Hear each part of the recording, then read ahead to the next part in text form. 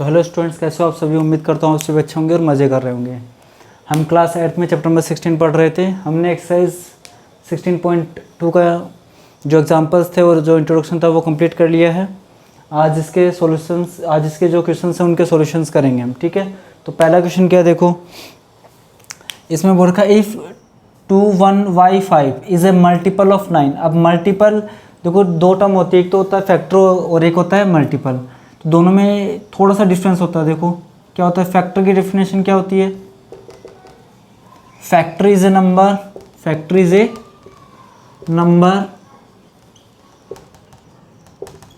which can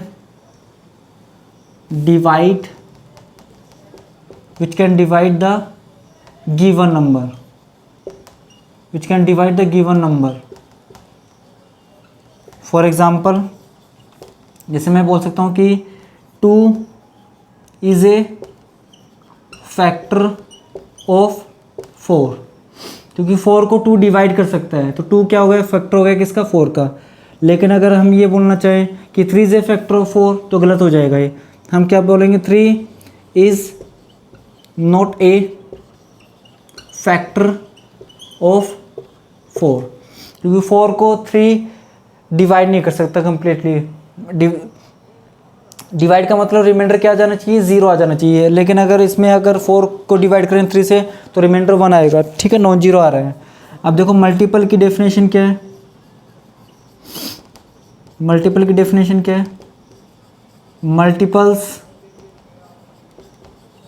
multiples are those numbers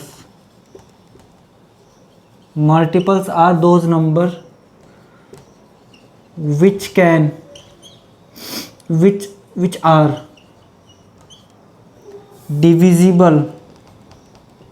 are divisible by given number। देखो थोड़ा सा difference है, क्या है कि फैक्टर तो वो होता है जो गिवन नंबर को डिवाइड कर दे, और मल्टीपल्स क्या होते हैं जो गिवन नंबर से क्या हो, डिविजिबल हो। जैसे अगर मैं बोलूँगा कि what is the multiples of 4, तो 4 की टेबल्स क्या होगी, 4 के मल्टीपल्स होंगे कि 4 हो गया, 8 हो गया, 12 हो गया, 16 हो गया, 20 हो गया, 24 हो गया, एंड सो ऑन। देख लो 4 भी क्या है, गिवन नंबर से डिविजिबल है, 8 भी गिवन नंबर से डिविजिबल है, 12 भी गिवन नंबर से डिविजिबल है, 20 भी गिवन नंबर से डिविजिबल है, और 24 भी क्या है, गिवन नंबर से डिविजिबल है, ठीक है। तो ये था फैक्टर और मल्टीपल का छोटा सा इंट्रोडक्शन, ठीक है। ये आपको सीखना चाहिए, तो आप इसको नोट कर लीजिए। फिर हम ये क्वेश्चन करते हैं। अब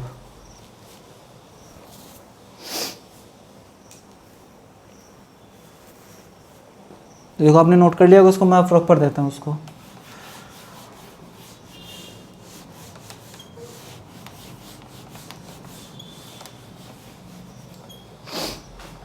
अभी बोल रखा है 21y5 is a multiple of 9। तो जो भी नंबर होगा वो 9 का मल्टीपल होगा, मतलब 9 से डिविजिबल होगा वो पक्का, ठीक है। तो देखो since 21y5 is a multiple of 9, so sum of digits of 21y5 should be divisible by 9। अगर ये 9 का मल्टीपल है तो इसका जो सम आएगा वो भी क्या होगा, 9 से डिविजिबल होगा। दैट इज 2 प्लस में 1 प्लस में y प्लस में 5 इज इक्वल टू, अब देखो यहाँ पे या तो 9 आएगा या फिर और 18 आएगा या फिर और 27, ठीक है। तो जस्ट बड़ी डिजिट लिखनी है आपको। तो यहाँ पे देखो क्या हो जाएगा, 5 + 2 7, 7 + 1 8, 8 + y। अब 8 से जस्ट बड़ी डिजिट 9 और 18 में से 9 होती है, तो यहाँ पे 9 आ जाएगा। तो it implies y is equal to कितना हो जाएगा, 9 - 8। तो y इज इक्वल टू कितना हो जाएगा, 1 हो जाएगा, ठीक है। y इज इक्वल टू हो जाएगा कितना, 1 हो जाएगा। सो नंबर कौन सा होगा 2115। और आपको यही बोल रखा था कि जो भी y होगा वो सिंगल डिजिट का होगा, एक डिजिट का होगा, तो डबल डिजिट नहीं आनी चाहिए, वरना ये तो क्या हो जाएगा 4 डिजिट का है, ये तो 5 डिजिट हो जाएगा, डबल डिजिट आते ही y की वैल्यू। ठीक है, तो आप इसको नोट कीजिए। फिर सेकंड वाला क्वेश्चन करते हैं हम।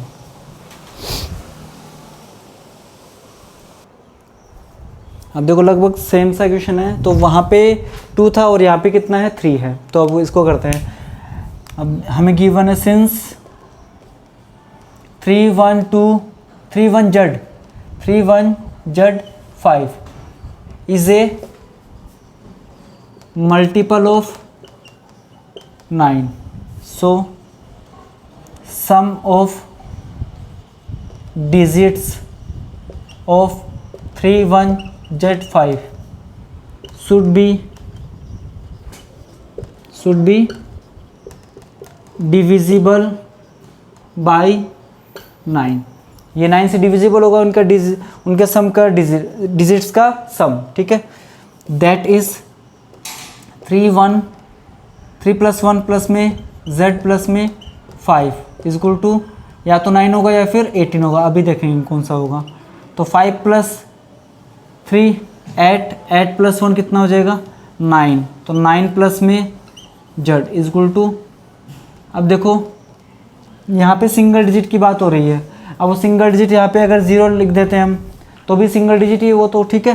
तो यहाँ पे हम 9 लिख सकते हैं, क्योंकि 9 में से 9 जाएगा तो क्या बचेगा 0 बचेगा। अगर यहाँ पे 10 होता तो कितना आता है यहाँ पे 18 आ जाता। ठीक है, अगर इक्वल आ रहे हैं नंबर तो आपको 9 ही लिखना है। ठीक है, और अगर 9 से बड़ा नंबर आता तो हम क्या लिखते हैं 18 लिखते हैं। तो यहाँ से देखो जेड की वैल्यू कितनी आ जाएगी 9 - 9 इक्वल टू जेड की वैल्यू आ गई यहाँ पे 0। So number is 3105। ठीक है, तो आप इसको नोट कीजिए। फिर क्वेश्चन नंबर 3 हम करते हैं।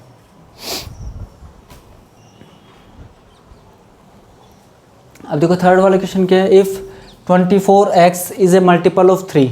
तो हमें गिवन क्या देखो, since 24x is a multiple of 3, so sum of digits of 24x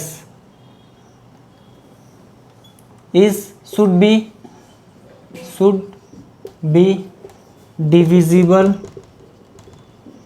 bye 3। तो इनका जो सम होगा वो भी क्या होगा 3 से डिविजिबल होगा।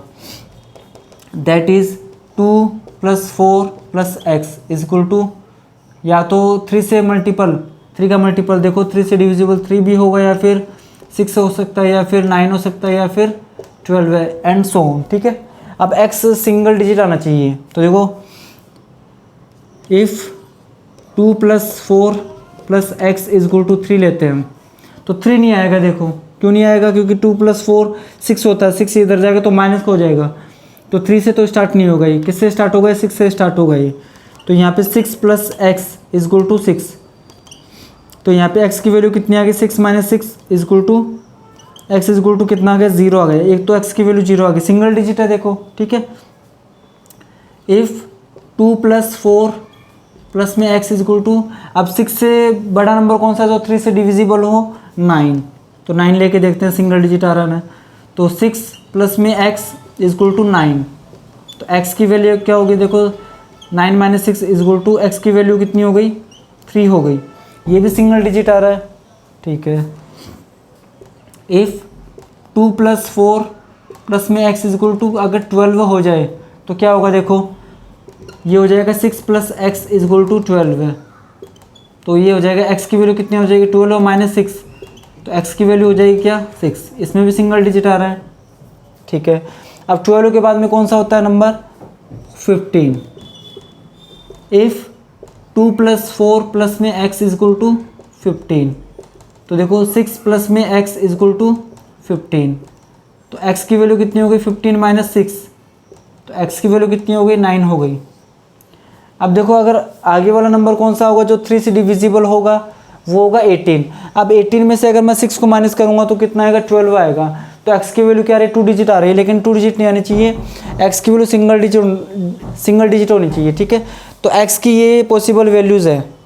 सो नंबर्स आर, अब कौन कौन से नंबर बन सकते हैं, देखो एक्सिस का अगर मैं 0 रखूँगा,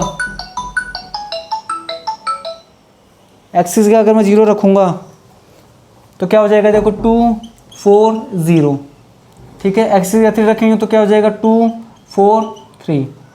अगर 6 रखेंगे तो क्या हो जाएगा, 2 4 6। एंड अगर 9 रखूँगा तो 2 4 9। ये जितने भी नंबर्स, ये 4 नंबर्स आ रहे हैं, ठीक है। तो चारों के चारों क्या है, 3 से डिविजिबल है। तो आप चेक भी करके देख लेना, क्योंकि देखो 2 + 4 6, 6 + 0 6, तो 6 अगर 3 से डिविजिबल है तो ये नंबर भी क्या है, 3 से डिविजिबल है।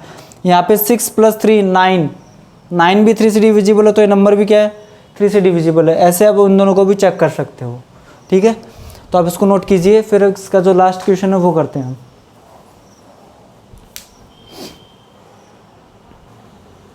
तो देखो this is the last question of chapter number 16 और वी कैन से एक्सरसाइज 16.2, ठीक है। ये लास्ट क्वेश्चन है। तो देखो क्या बोल रखा है कि 3 1 Z 5 3 का मल्टीपल है, तो Z की वैल्यू बताओ आप कितनी होगी। तो देखो हमें दे रखा है कि 3 1 Z 5 क्या है, is a multiple of 3। So sum of digits of 3 1 Z 5 should be divisible by 3, that is 3, that is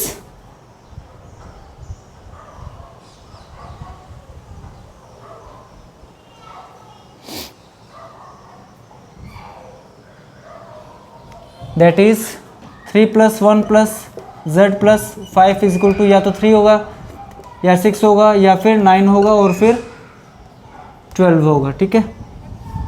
तो अब देखो इफ़ 3 + 1 + Z+ में 5 क्या होगा, देखो 5 + 3 8 + 9, तो 9 भी हो सकता है, ठीक है। सिंगल डिजिट चाहिए, तो देखो क्या हो जाएगा, Z की वैल्यू क्या हो जाएगी इसमें, 9 + Z = 9, तो Z की वैल्यू क्या हो जाएगी, 0 हो जाएगी। 9 - 9 0 हो जाएगा, ठीक है। अब 12 लेके देखते हैं। इफ़ 3 + 1 + Z+ में 5 इज इक्वल टू 12, क्योंकि 12 भी 3 से डिविजिबल है, तो यहाँ से देखो 9 + Z इज इक्वल टू 12 है। इट इम्प्लाइज Z की वैल्यू क्या आ गई, 12 - 9, तो Z की वैल्यू आ गई कितनी, 3। तो ये भी सिंगल डिजिट है। अब 12 के बाद में 15 लेके देखते हैं हम। इफ़ 3 + 1 + में Z+ में 5 इज इक्वल टू 15, तो क्या हो जाएगा, देखो 9 + Z इज इक्वल टू 15, तो ये कितना हो जाएगा, Z की वैल्यू कितनी हो जाएगी, 15 - में 9 इज इक्वल टू Z की वैल्यू कितनी हो गई, 6 हो गई। अब एक और केस लेके देखते हैं हम। इफ़ 3 + 1 + में Z+ में 5 इज इक्वल टू 9 हो गया, 12 हो गया, 15 हो गया। अब 15 के बाद में क्या आएगा, 18, जो 3 से डिविजिबल है। तो ये 9 + में Z इज इक्वल टू 18, तो Z की वैल्यू कितनी आ गई, 18 - 9, तो Z की वैल्यू कितनी आ जाएगी, 9 आ जाएगी, ठीक है। तो देखो Z की इतनी वैल्यू पॉसिबल है, देखो सिंगल डिजिट आ रही सारी। अब अगर देखो मैं 21 लूँगा तो 21 में से अगर 9 माइनस करेंगे तो 12 बचेगा, और 12 क्या डबल डिजिट है, तो वो नहीं लेनी आपको, ठीक है। तो नंबर्स क्या हो गए, सो नंबर्स आर कौन कौन से हो जाएंगे, Z की जगह आपको पहले 0 रखना है, तो 3 1 0 5, 3 1 फिर 3 रखना है, तो 3 5, 3 1 6 5 एंड 3 1 9 5, ये 4 नंबर होंगे पॉसिबल, ठीक है। तो आप इसको नोट कीजिए फटाफट। तो इसी के साथ जो अपनी एक्सरसाइज है 16.2 और जो अपना चैप्टर है 16 का प्लेइंग विथ नंबर्स, वो कंप्लीट हो चुका है। अब इसकी जो नेक्स्ट क्लास उसमें हम एक नया चैप्टर स्टार्ट करेंगे। तब तक आप खूब मेहनत कीजिए और खूब अच्छे से पढ़िए।